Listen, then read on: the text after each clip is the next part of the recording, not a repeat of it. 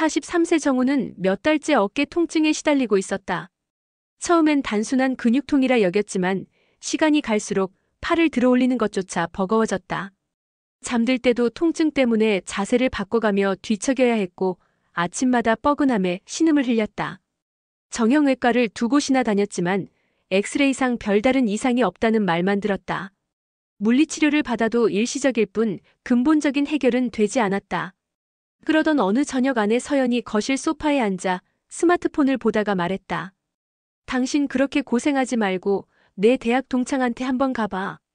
지연이라고 지금 교정 클리닉 운영하는데 실력 진짜 좋대. 주변에서 소문 자자하더라. 정우는 고개를 들었다. 지연. 그 이름은 어디선가 들어본 것 같았다. 지연이? 결혼식 때 왔던 그 친구. 서연이 고개를 끄덕였다. 응, 맞아. 키 크고 단발머리였던 애. 기억나?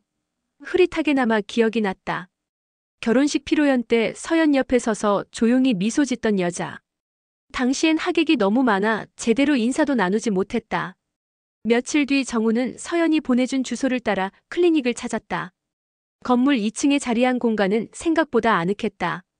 은은한 조명과 차분한 음악이 흐르고 공기 중엔 은은한 아로마 향이 감돌았다. 접수대 뒤편에서 한 여자가 걸어 나왔다. 단정한 흰색 가운을 입은 그녀는 여전히 단발머리였고 차분하면서도 세련된 인상을 풍겼다. 정우 씨 맞으시죠? 반갑습니다.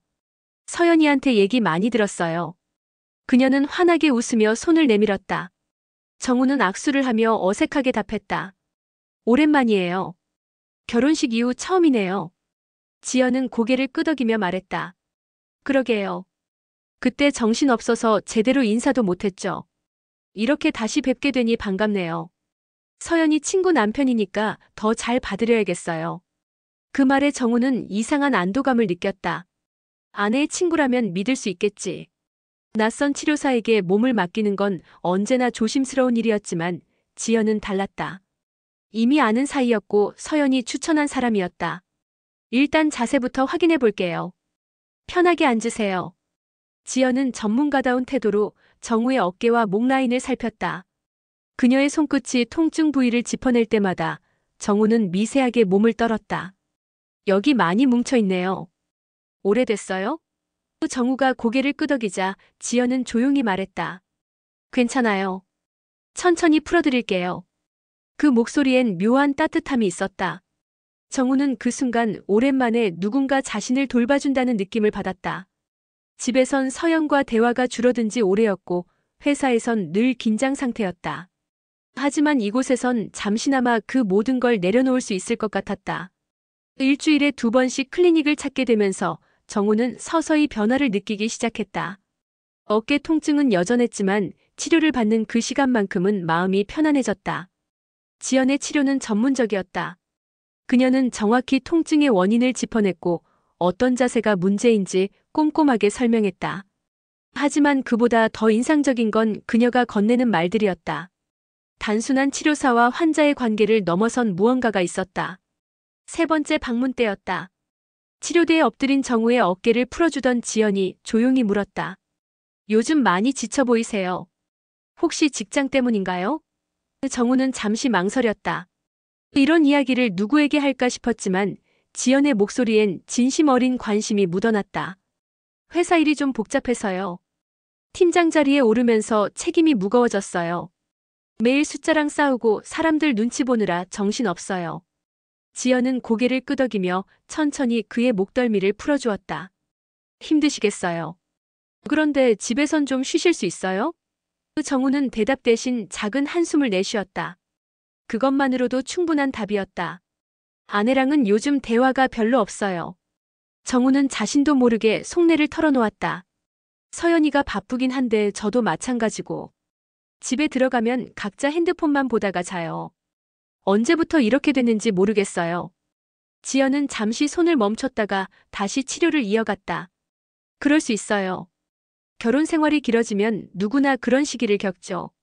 서연이도 아마 비슷하게 느끼고 있을 거예요. 그녀의 말은 조심스러웠지만 어딘가 위로가 되었다. 정우는 오랫동안 누군가 자신의 이야기를 이렇게 들어준 적이 없었다는 걸 깨달았다. 몸은 결국 마음이 만든 그림자예요. 지연이 말했다. 어깨가 아픈 건 근육 때문만이 아니에요. 마음이 긴장하면 몸도 굳어지거든요. 정우 씨 어깨가 이렇게 뭉친 건 스트레스를 너무 오래 참아서예요. 마음이 풀려야 어깨도 편안해져요. 정우는 그 말이 단순한 치료사의 멘트처럼 들렸지만 동시에 깊은 울림으로 다가왔다. 누군가 자신을 이해해준다는 느낌. 그것은 오랜만에 느끼는 감정이었다. 치료가 끝나고 옷을 정리하며 지연이 물었다. 다음 주 같은 시간에 오시면 되죠? 정우는 고개를 끄덕이며 답했다. 네, 그럴게요. 요즘 여기 오는 게 유일한 휴식 같아요. 그 말에 지연은 잠깐 멈칫하더니 부드럽게 미소 지었다. 그렇게 말씀해 주시니 제가 더 기분이 좋네요. 다음엔 더 편하게 해드릴게요.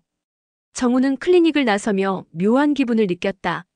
어깨는 여전히 아팠지만 마음은 한결 가벼웠다. 집으로 가는 길 내내 지연의 목소리가 머릿속을 맴돌았다.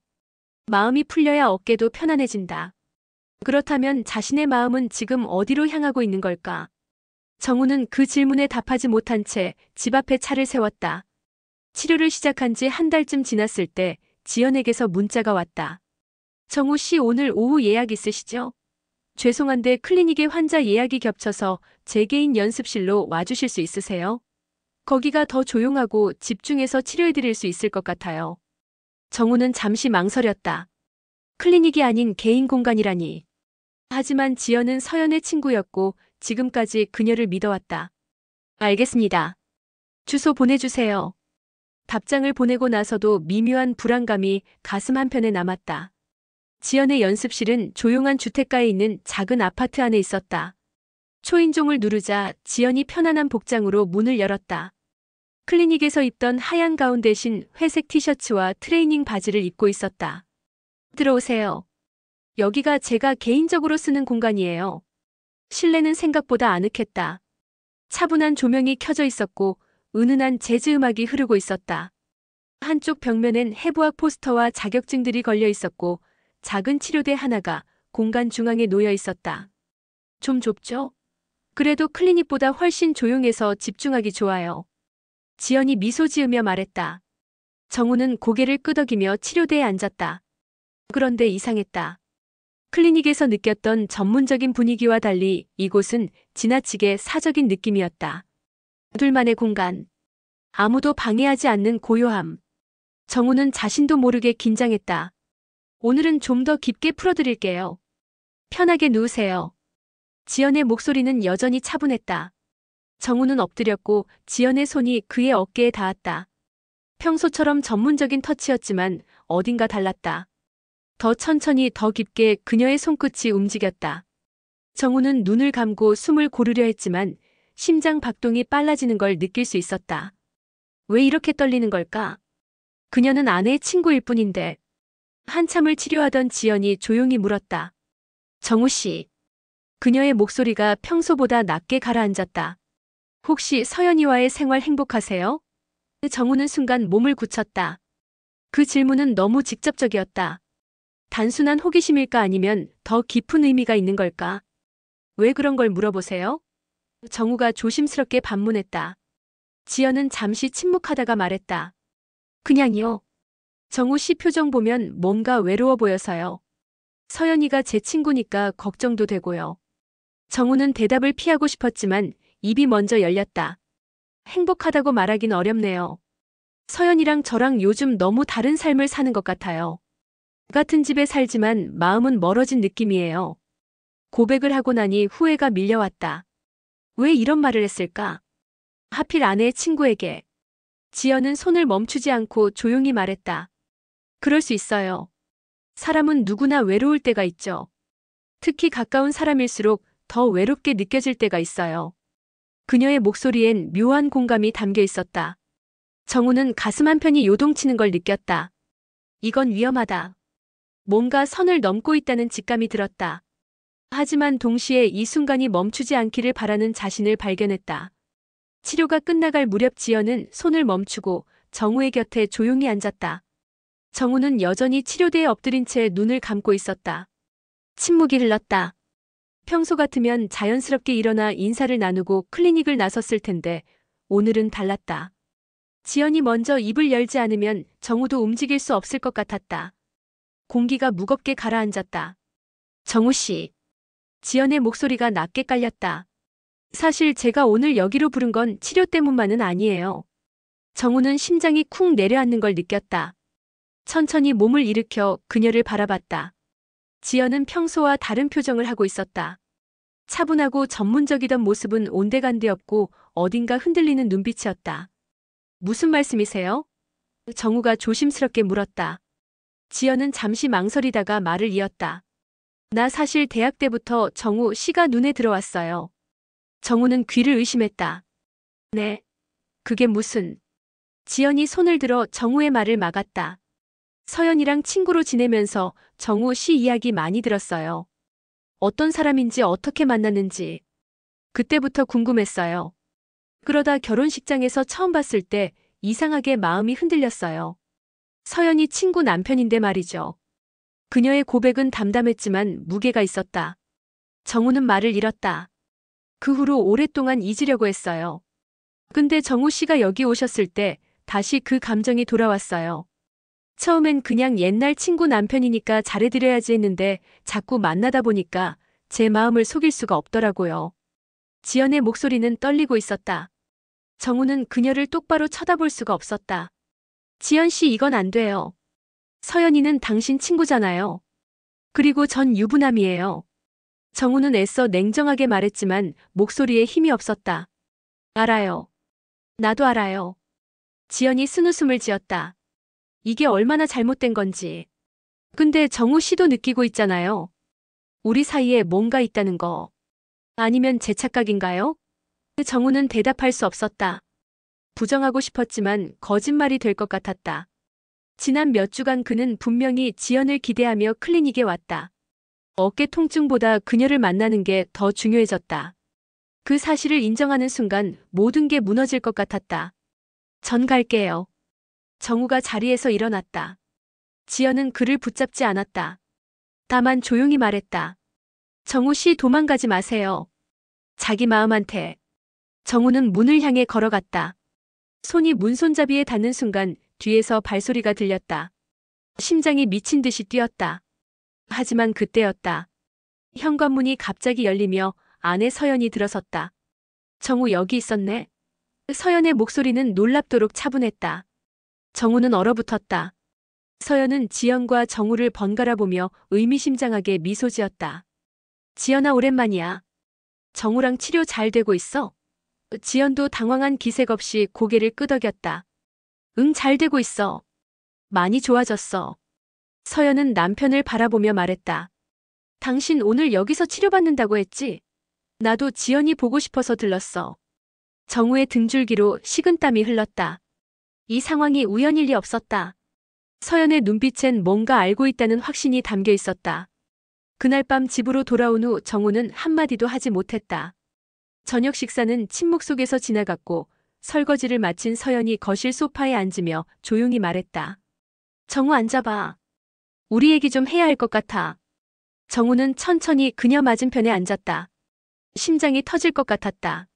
서연은 무엇을 알고 있는 걸까? 오늘 연습실에 나타난 건 정말 우연이었을까? 사실 지연이가 나한테 다 말했어. 서연이 입을 열었다. 정우의 얼굴이 하얗게 질렸다. 뭘 말했는데? 그는 가까스로 물었다. 서연은 담담한 표정으로 이어갔다. 내가 흔들리고 있다는 거. 그리고 오늘 지연이가 고백했다는 것도. 정우는 말문이 막혔다. 지연이 서연에게 알렸다니. 그렇다면 두 사람은 대체 무슨 관계인 걸까? 나 아무것도 안 했어. 진짜로. 정우가 급히 변명했다. 서연은 고개를 끄덕였다. 알아. 내가 선은 넘지 않았다는 거. 그럼 왜? 정우가 혼란스러워하자 서연이 깊게 숨을 들이쉬었다. 지연이가 널 시험한 거야. 내가 부탁했거든. 순간 정우의 머릿속이 하얘졌다. 뭐라고? 서연은 창밖을 바라보며 말을 이었다. 요즘 내가 나랑 거리를 두는 게 느껴졌어. 대화도 없고 눈도 안 마주치고. 처음엔 일 때문이라고 생각했는데 시간이 지나도 나아지지 않더라. 그래서 궁금했어. 내 마음이 아직 나한테 있는지. 정우는 믿을 수 없다는 표정으로 아내를 바라봤다. 그래서 내 친구한테 부탁한 거야. 지연이는 내가 제일 믿는 친구거든. 지연이가 처음엔 거절했어. 너무 이상하다고. 근데 내가 간곡히 부탁했지.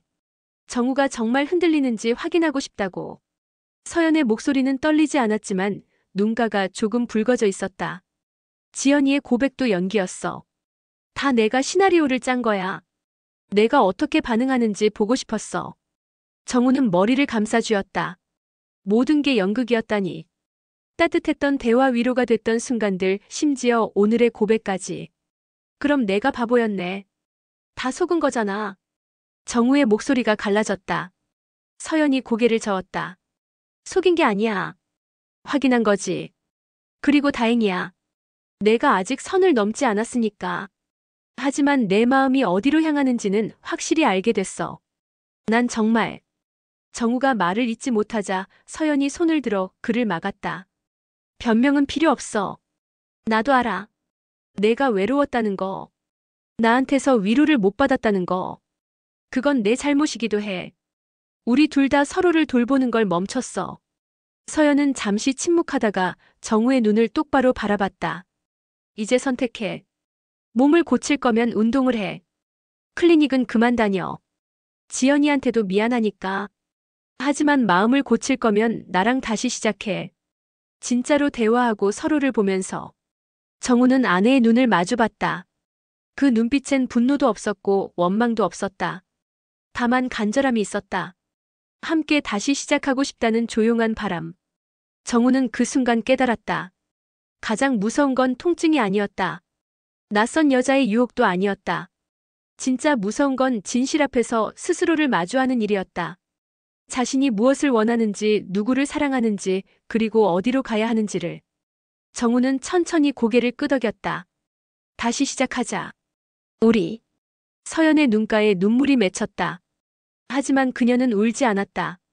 다만 조용히 미소 지으며 정우의 손을 잡았다.